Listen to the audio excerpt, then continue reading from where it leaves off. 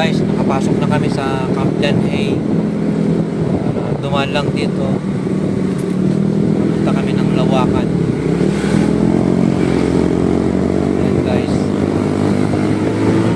Ayan muna kami.